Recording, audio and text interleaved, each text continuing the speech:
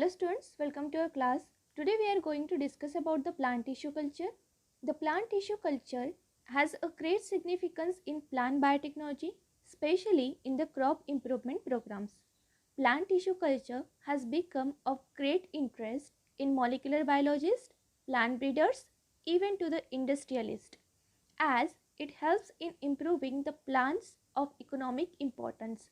Means plant tissue culture is nothing but a culturing of a tissue which can be developed into the whole plant, and such plants will be economically important and can be superior than the present variety.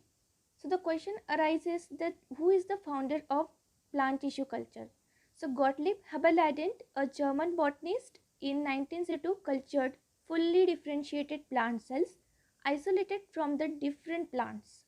So this was the first step for beginning of plant cell and tissue culture, and after that further contributions were made by the cell doctrine, which admitted that a cell is capable of showing totipotency. So totipotency means a single cell can form the whole plant.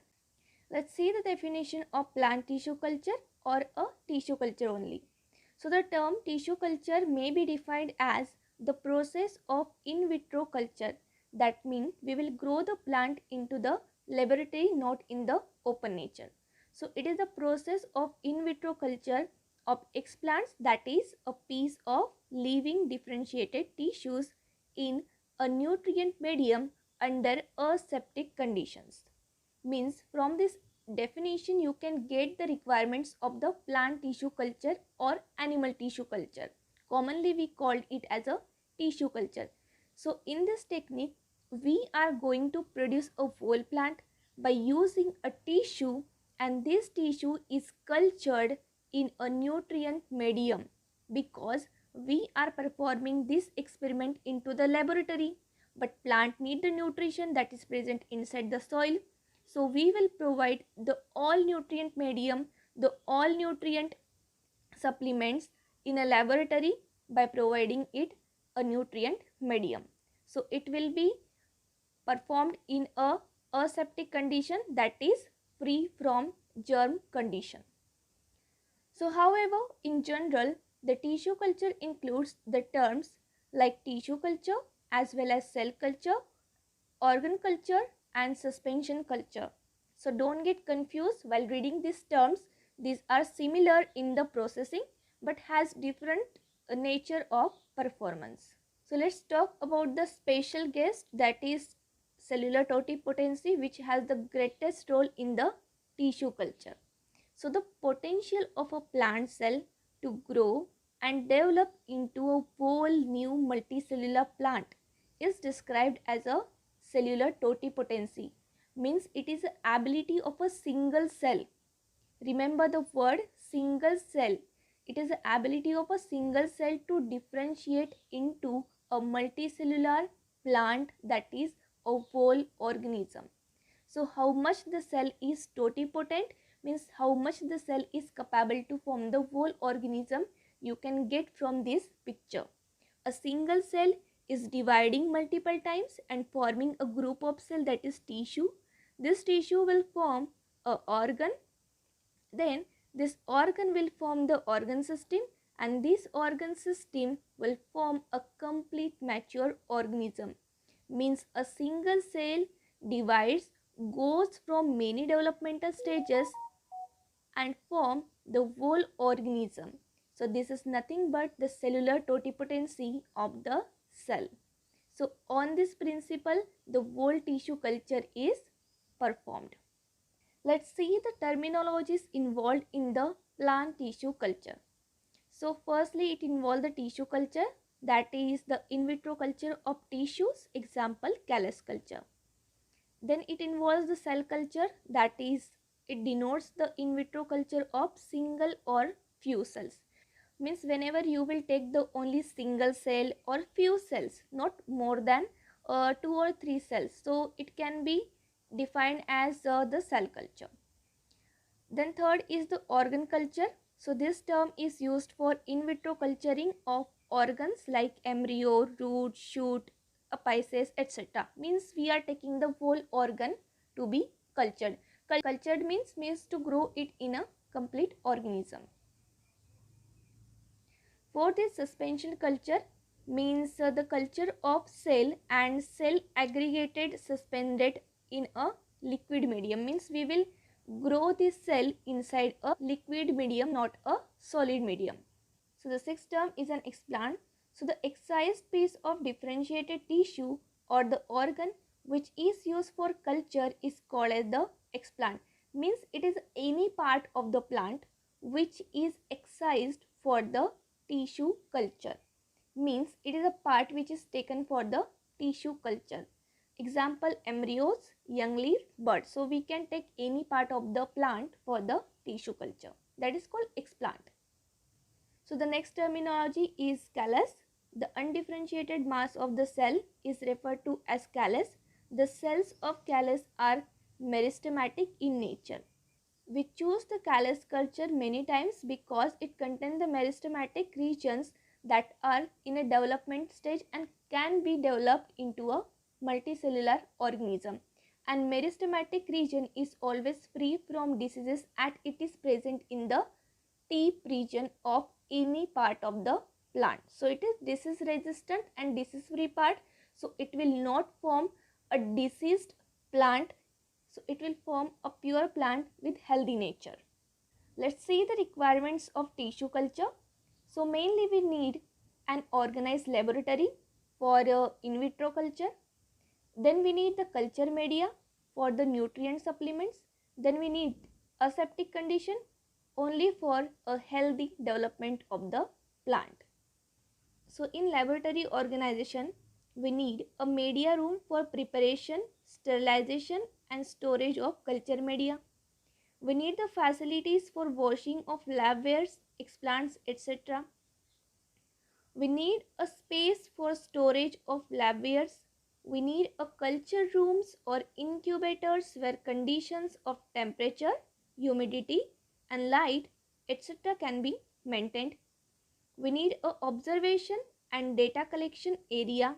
This is a very nice picture of the laboratory in which the tissue culture can be performed. So our second requirement is the culture medium. So let's see what is the need of culture medium. So the formulation or the medium on which a explant is cultured is called as the culture medium.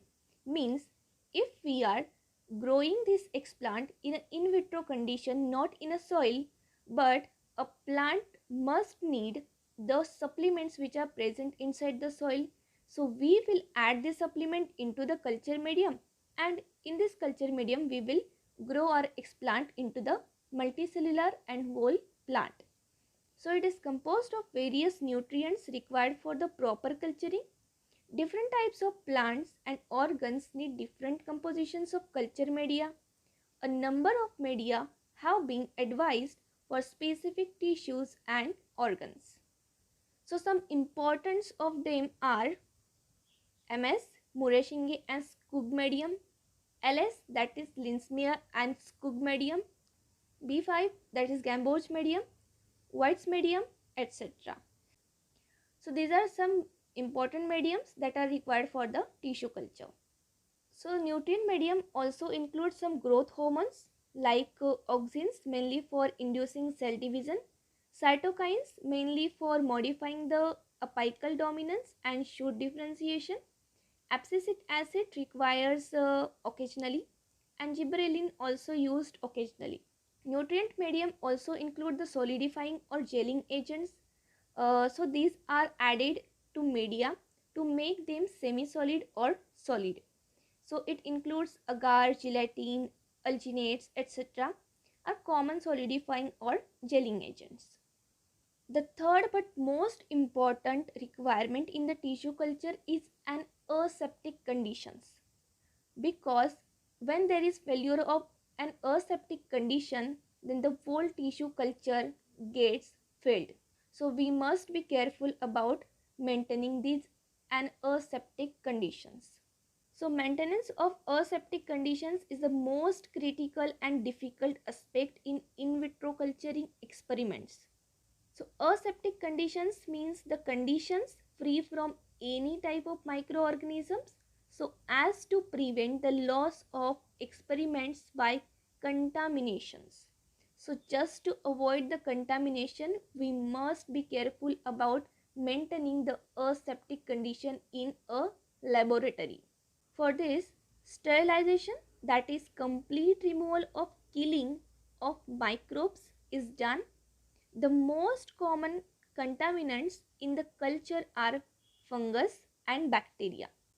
So maintaining an aseptic conditions includes the sterilization of culture vessels using detergents, autoclaves, etc. Sterilization of instruments like forceps, needles, etc. by flame sterilization. Sterilization of culture medium using filter sterilization or autoclaving methods. Surface sterilization of an explant using surface disinfectants like silver nitrate, H2O2, bromine water, sodium hypochlorite solution, etc. So let's talk about the mechanism of tissue culture. So mechanism of tissue culture requires these all steps that you can read. So let's go to the diagram where I will explain you all the steps. So let's discuss about the mechanism from this diagram.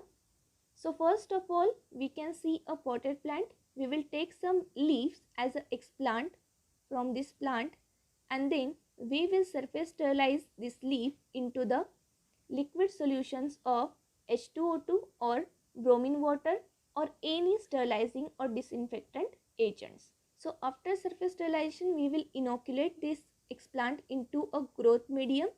Then this growth medium will help the explant to grow and differentiate into the callus, and then we will transfer this callus for the subculturing of rootlets and plantlets by providing the hormones in a useful proportion.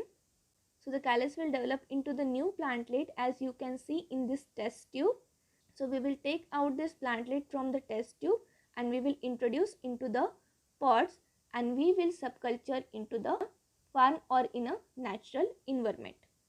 So this is the tissue culture, and these are the steps that are included inside the tissue culture, that is collection of plant, collection of explant, surface sterilization of explant, inoculation of explant into the nutrient medium, then callus formation, then subculturing in a natural condition for the further growth of the plant.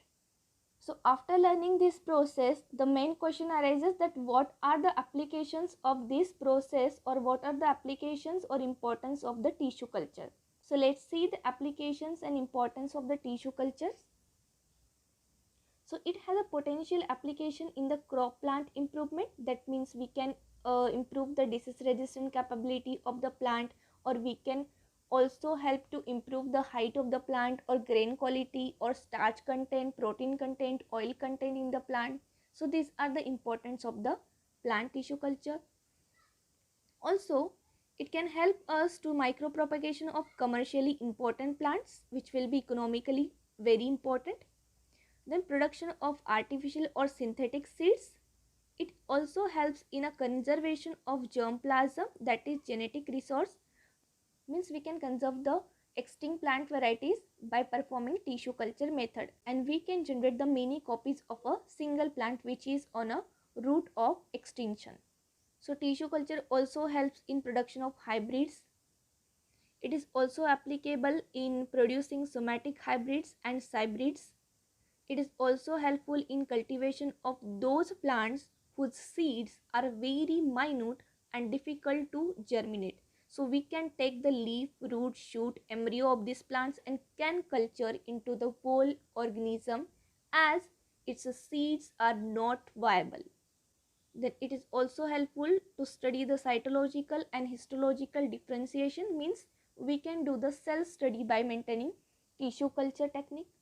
It is also helpful in the high scale and efficient production of secondary metabolites, which are also important in the human living organism, and also in the production of variable products which are important for the living organisms. It is also applicable in the genotypic modification, means we can improve the genetic nature of the plant by the tissue culture. I hope it will help you in your easy learning process. Keep growing, keep learning. Thank you. And if you like this video, don't forget to like, share and subscribe. And if you want to download this presentation, then you can visit to my SlideShare account. The link is already given in the description box. You can check there. Thank you.